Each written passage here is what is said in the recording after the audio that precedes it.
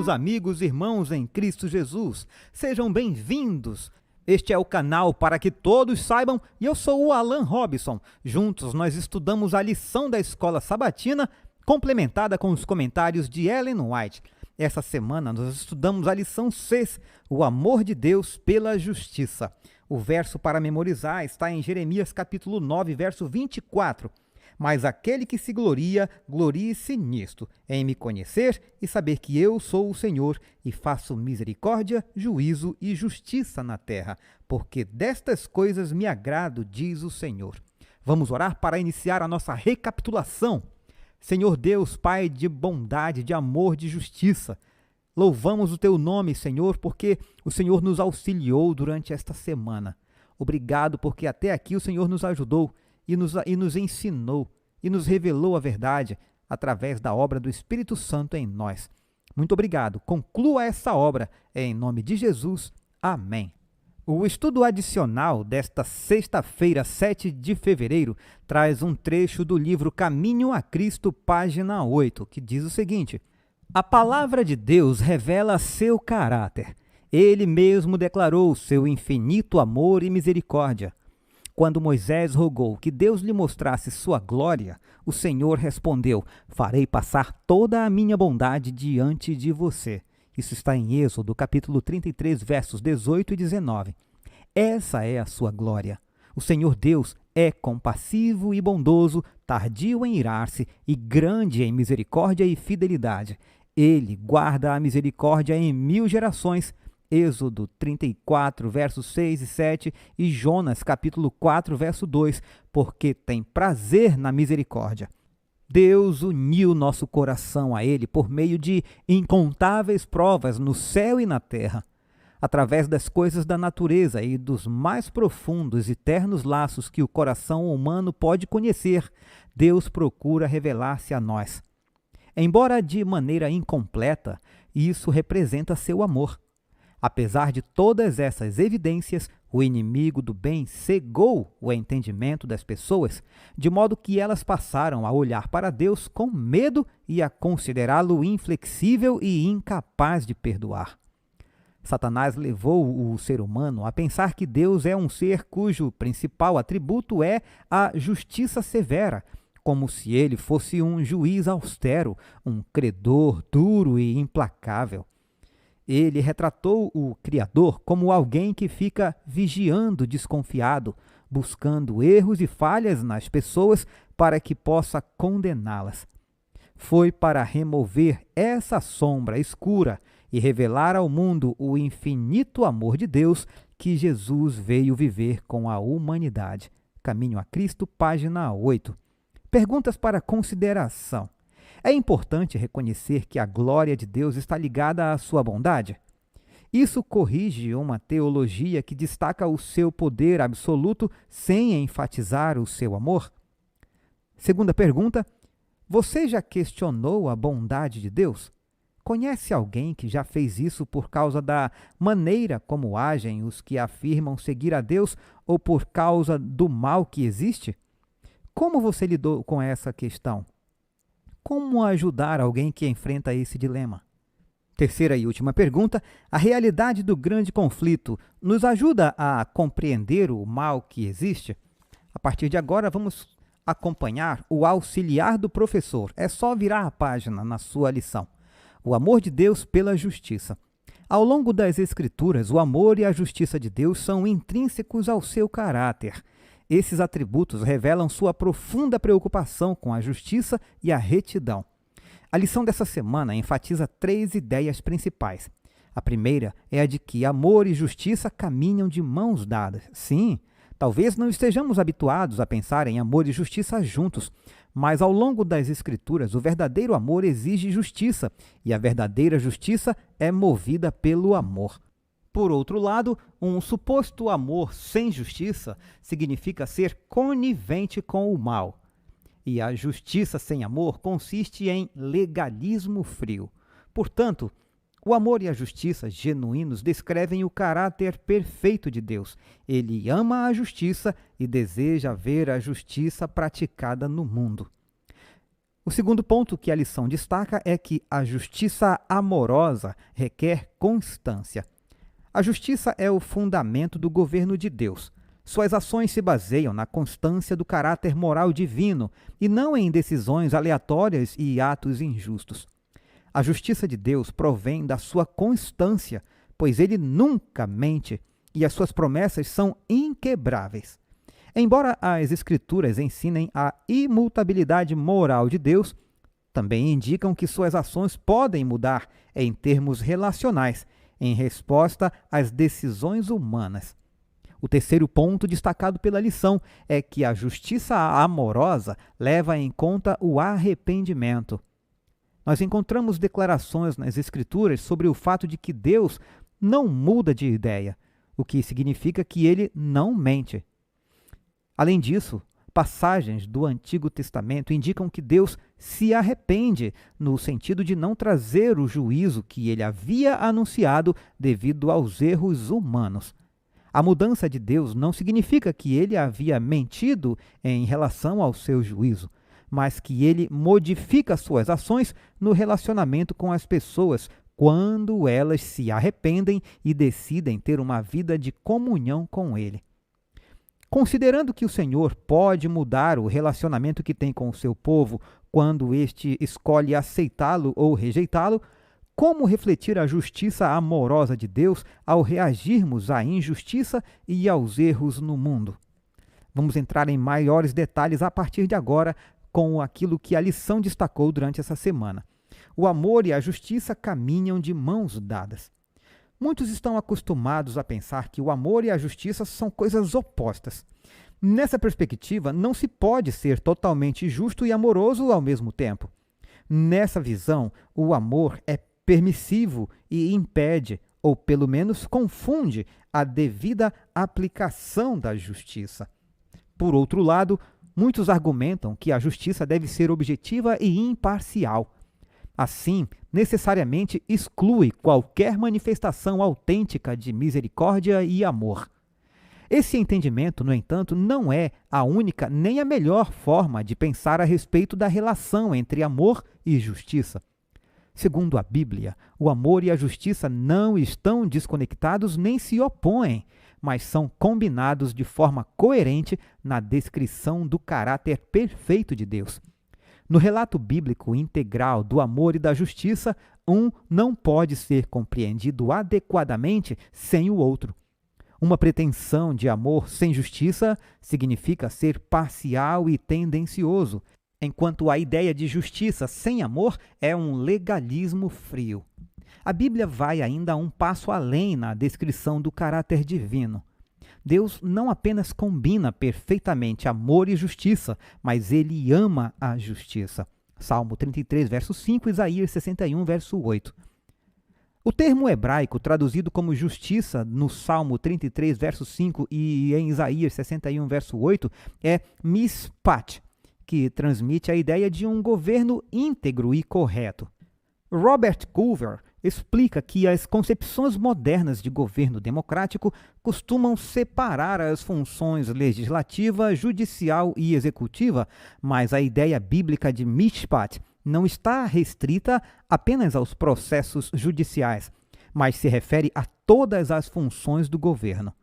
Nessa perspectiva, não havendo separação de funções, o governo nos tempos bíblicos estava centrado especialmente na figura do governante e não em códigos legais.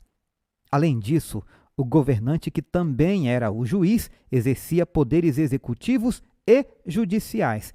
Em outras palavras, o governante, juiz, não apenas tomava decisões judiciais, mas também as executava ou fazia com que fossem executadas. Por exemplo, quando Davi apelou a Deus como juiz em sua disputa com Saul, ele não estava apenas pensando em uma decisão jurídica, mas na execução judicial de libertação e vindicação. Assim, Davi disse: "Que o Senhor Deus seja o meu juiz e julgue entre nós dois. Que ele examine e defenda a minha causa, que me faça justiça e me livre das mãos do rei." Se levarmos em conta essa compreensão mais ampla de justiça, Dizer que Deus ama a justiça revela pelo menos duas ideias essenciais em nosso estudo a respeito dele. Em primeiro lugar, a justiça divina não está apenas relacionada com códigos legais, mas diz respeito fundamentalmente ao coração e ao caráter de Deus. Em segundo lugar, ele não ama apenas a deliberação da justiça, mas também a sua execução. O segundo ponto destacado pela lição, a justiça amorosa requer constância. Se a justiça se refere a um governo sólido, com um julgamento e execução adequados, como vimos anteriormente, então deve excluir a possibilidade de decisões aleatórias ou arbitrárias por parte do governante. Nessa perspectiva, justiça exige constância e regularidade. Quando dizemos que Deus é imutável, geralmente citamos duas passagens bíblicas em especial, uma no Antigo e outra no Novo Testamento. Vamos ler Malaquias capítulo 3, verso 6. Porque eu, o Senhor, não mudo, por isso vós, ó filhos de Jacó, não sois consumidos. Leiamos também Tiago, capítulo 1, verso 17, no Novo Testamento. Toda a boa dádiva e todo o dom perfeito vem do alto, descendo do Pai das luzes, em quem não há mudança nem sombra de variação. Quando se trata de doutrina de Deus, o conceito de imutabilidade está fortemente carregado de premissas filosóficas em diversas tradições da teologia cristã. No entanto, é seguro dizer que Malaquias 3,6 e Tiago 1,17 destacam que o caráter moral de Deus é constante e confiável, ou seja, ele é imutável em seu caráter moral. Malaquias capítulo 3 enfatiza a ideia da justiça de Deus. Ainda no fim do capítulo 2 é introduzida a questão da justiça divina. Onde está o Deus da justiça? Malaquias capítulo 2, verso 17. Em outras palavras, o que vai acontecer com aqueles que fazem o mal? Em resposta a essa questão fundamental, Malaquias 3 destaca a vinda do juízo divino. Quem poderá suportar o dia da sua vinda? E quem poderá subsistir quando ele aparecer? Malaquias capítulo 3, verso 2. O juízo tem em vista especialmente a história de rebeldia do povo de Deus, mas essa mensagem bastante séria pretende, na verdade, ser um apelo ao arrependimento. Portanto, a tônica do juízo futuro de Deus é, em última análise, cheia de esperança. Nesse contexto de juízo e esperança, o Senhor enfatiza que ele não muda. E esse fato é exatamente a razão pela qual seu povo não é destruído. A versão Net Bible traduz esse versículo da seguinte forma: Eu, o Senhor, não volto atrás em minhas promessas. Essa frase deixa claro que, pelo contexto da passagem, a aliança de Deus possui imutabilidade moral. O próximo versículo diz: Voltem para mim e eu voltarei para vocês. Malaquias capítulo 3, verso 7. A ênfase desse texto destaca uma mudança de atitude relacional e positiva da parte de Deus, que é o que ele deseja fazer, dependendo do arrependimento do povo. Tiago capítulo 1, verso 17 também destaca a ideia de que Deus é constante e imutável em termos morais. O contexto desse capítulo indica que as tentações não são motivadas por Deus, pois ele, de maneira consistente e constante, nos concede dádivas boas e perfeitas vindas do alto. Assim, em vez de uma combinação arbitrária de tentações e dádivas, Deus sempre nos oferece consistentemente apenas dádivas. Como o Pai das luzes, ele não mostra nenhuma variação ou sombra de mudança. A conexão entre Deus como Criador da luz e sua constância também é mencionada no Salmo 136, versos 7 ao 9. Esse salmo repete várias vezes: o seu amor leal dura para sempre. Nesses versículos, o salmista destaca o poder criativo e a constância de Deus. Aquele que fez os grandes luzeiros, porque a sua misericórdia dura para sempre. Fez o sol para presidir o dia, porque a sua misericórdia dura para sempre. Fez a lua e as estrelas para presidirem a noite, porque a sua misericórdia dura para sempre. O último ponto que a lição destaca é que a justiça amorosa leva em conta o arrependimento. À primeira vista, algumas declarações do Antigo Testamento a esse respeito parecem apresentar ideias opostas. Por um lado, temos passagens que afirmam que o Senhor não muda, quando diz que Deus não é homem para que minta, nem filho de homem para que mude de ideia. Será que, tendo ele prometido, não o fará? Ou, tendo falado, não o cumprirá? Isso está em Números, capítulo 23, verso 19. Também a glória de Israel não mente, nem muda de ideia, porque não é homem para que mude de ideia. 1 Samuel, capítulo 15, verso 29. A ideia central desses textos bíblicos é que Deus não mente, o que está em harmonia com o ensino do Novo Testamento sobre Deus em Tito, capítulo 1, verso 2 e Hebreus, capítulo 6, verso 18. Vamos ler? Tito 1, verso 2. Em esperança da vida eterna, a qual Deus, que não pode mentir, prometeu antes dos tempos dos séculos. E também Hebreus, capítulo 6, verso 18.